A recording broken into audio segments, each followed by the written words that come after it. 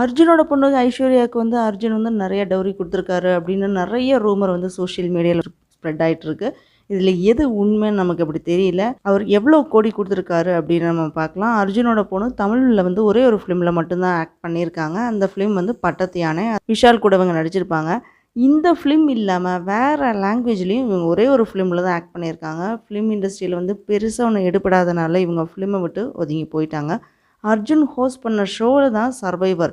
இந்த ஷோ மூலமாக தான் 2 பேருமே மீட் பண்ணியிருக்காங்க. அதுக்கப்புறம் லவ் ஃபார்ம் ஆகி அதுக்கு லாஸ்ட்டாக வந்து மேரேஜில் முடிஞ்சிருக்கு. அர்ஜுன் வந்து 500 கோடி டவுரி வந்து கொடுத்துருக்காரு அப்படின்னு ரூமர் வந்து சோஷியலில் ஸ்ப்ரெட் ஆகிட்டு ரொம்ப வைரல் ஆச்சு.